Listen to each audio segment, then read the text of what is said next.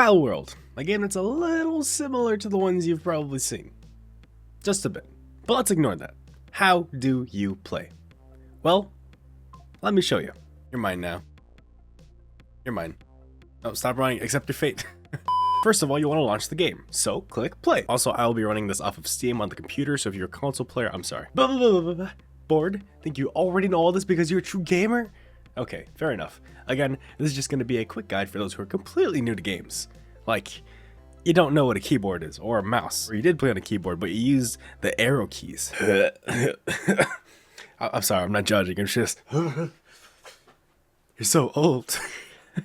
No, but I mean no offense. Welcome back to the gaming world. Hope you're here to stay. Once you open Palworld, you'll have 8 options. None of these really matter because these 2 are the most important. Friends? No, I don't know what that is.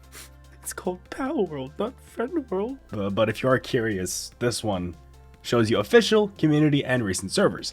Now, I'm gonna be honest and pull some doings out of my mouth, giving you descriptions based off what they typically mean in other games. Official servers are hosted by the people who own the game, typically more stable. Community servers are hosted by other players off their own computer, and hey, look at that! They even have their own guide on how to set up a community server. Cool. And recent servers are servers you, most likely probably played recently. But that's just a guess. Who knows, maybe it's an alternate dimension full of chicken nuggets. This button will be more useful for most of us unless you're an extrovert who has a lot of... for heavens. To begin this process, you'll want to input a code, which is generated by whoever's opening their single-player world to multiplayer, also known as a host. If you're hosting, send the code to your friends. If you're joining, get the code from your friends. Also, to my knowledge, this form of multiplayer can only support up to 4 players. Also, the world's performance is linked to the host's computer. In other words, have whoever has the strongest computer host the world unless you like living in the Matrix, which, if you do, is perfectly fine. You know, we'll have our own preferences. I won't judge. The options button. Clicking on it will show you the game's settings, which doesn't really relate to options on a literal level, now that I think about it. Okay. Side note, or side quest, whatever you want to call it. Setting, according to Google, and we'll take the first 2. Options of how to define the word.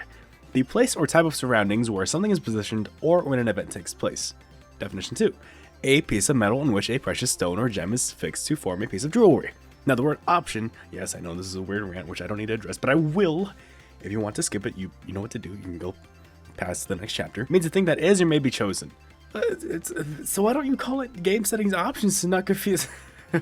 I'm sorry, this is stupid. Let's get back to the video. Now this is where you can customize your game. Is your game looking pretty but running horribly? Well, turn down your graphics settings. It can even be specific, like increasing or decreasing the field of view. This will bring the game's virtual camera closer or further from your character, and yes, pro gamers absolutely always go for the highest settings. But that's not the only thing you can do with it. Is there a certain button you press to do something and you don't like where it's at? Controls.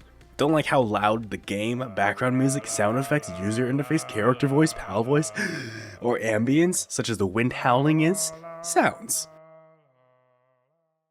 Much better. Also, I don't like doing this as I prefer to let everyone customize their game how they want, but if you easily get dizzy or are new to games, turn off the motion blur, as for lack of better words, it can make you disoriented as Clark. Okay. We're finally at the start game button. So, click the button, name your world, and then you'll be presented with this page, where you can switch multiplayer on and off. This little switch also determines whether or not you can invite players to your server, or world. But it's not too big a deal what you choose. For example, let's say you ended your gaming session, closed the game, turned off your computer, and played the next day. You will still have access to your world saves, and if you look at the bottom, you'll see a change world settings button. Which, I mean, come on, we just went over! In other words, difficulty in multiplayer can be tweaked however you want, whenever you want, and if you're okay with being a little shady, every time you turn multiplayer on and off, the code changes. So if the code gets leaked to someone you don't really vibe with, you can just, get a new code. There is also a difficulty setting, so basically how hard or how easy you want the game to be. You click the arrows to the left or right of the word, and bam! The difficulty, which has each level explained, rises or lowers. Once you finally get past the world creation, you'll create a character. I prefer green characters as they help camouflage you from other players and pals and definitely aren't cosmetic. And bam, accept your character, enter the world, and you're in. You'll immediately see a gate, a tutorial at the top right with a list of tasks, which are actually pretty important and I would recommend listening to, and the compass of sorts at the middle top. So if I turn around, you can definitely see that east, south, west, and north are there. Now, it's not that I don't believe that you can find areas, structures, and enemies by yourself, but just in case, I've placed a marker on the compass which tells you exactly where to go. You will see this from time to time, and it's up to you to follow it or explore, but we'll go back to that later. You'll also probably notice that you can't move, and it's not the arrow keys on your keyboard. It's actually W for moving forward, A for moving to the left, S for moving backwards, and D for moving to the right. However, you can change where you're looking by moving your mouse, which is this thing. Yours will probably have less holes, mine is just kind of weird like that. Your gameplay will typically consist of these two things. I know it's a bit much so far, but here's the last three major actions you'll need to know. Jumping, sprinting, and climbing. By default, you can press shift, typically with your pinky finger, and then your character will sprint. So sprint will be shift by default, and if you don't want to have to hold all the time, you can go to game settings, turn toggle sprint on or off. Having it off will mean that you have to hold the shift button while you sprint, and toggling it on will mean that you just have to press shift once. If I have toggle shift on, all I have to do is press shift, and I'm no longer holding on to it. If I let go though, I go back to jogging. If I turn toggle shift off, then I have to hold shift the whole time, and if I let go, I stop sprinting. So really, it's just a question of how much you like to fit. Now, to jump, you want to press space on your keyboard, which is typically this pretty big button key that you've probably used it before, but just in case you haven't, it's that button. Now, to climb, all you really want to do is either one, walk into a wall and hug it until you get really close and press space, and then you'll start to climb. So you can just climb, climb, climb. You don't have to hold space. If you do, I guess that works actually. I didn't know that. The other way you can climb is jumping onto a wall, and you'll have a little bit of space to just climb up, but you know, it's up to you to really do it the way you want. You know, I lied. I'm sorry. There's actually a fourth movement option, and that is to roll. So if you press control, you will roll. If you press control and you're just looking forward, you'll roll in that direction, but you can combine that with, let's say, S, and your character will roll in that direction. Or if we did D, your character will roll to the right. Whatever direction your character is facing is the direction that they'll roll in. But if you want to take the approach from earlier, you can also just look in the direction you want to roll and just keep on going that way while you're holding W. It takes a little while to get used to it, but you'll get used to it eventually. You're becoming a gamer. I'm proud of you. You got this. I believe in you. One important thing to note is the white bar to the right of your character. This is your stamina. I know we're all Olympic athletes at home, but our characters are not. Stamina is consumed as you swing your pickaxe or when you're running, swimming, climbing, really anything that would take effort in real life, like talking to someone who's cute, most likely takes stamina. However, it's especially important to keep track of when you're climbing, swimming, or gliding, because running out of stamina in those situations will most likely get you killed. Okay, movement controls done. Now we're going to figure out how to navigate the menu, which should be... Yep, I know, more controls. Yay! I just want to say, if you're feeling a little bored, go ahead, give your friendly neighbor a punch.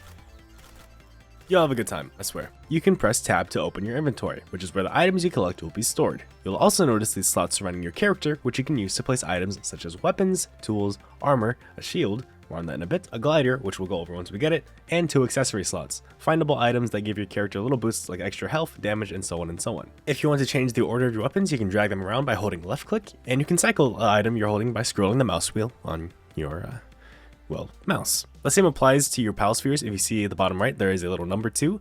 You will press the number 2 to switch your pal spheres. So if you have a stronger one, you would switch to the stronger one, or you could switch back to the weaker one. However, I do not have any good pal spheres or any good items in general because this is a new world and because all my progress was made on a friend's server. You can also just right click and the item will move instantly. You'll also notice these intimidating numbers on the right of your character, which, let me be honest, does look like a lot, but gosh dang, does some of it feel a little useless.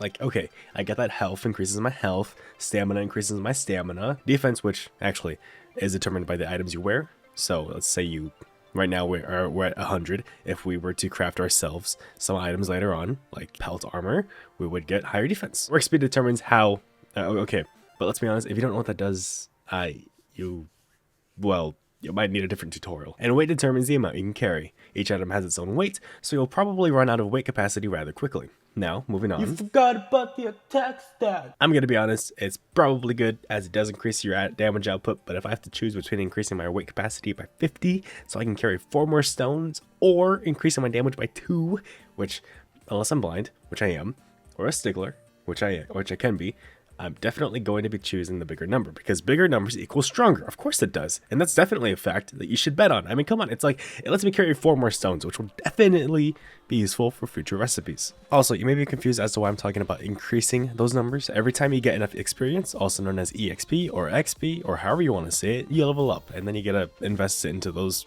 stat points, they're called. So that's how you, quote unquote, build your character into how you want them to be.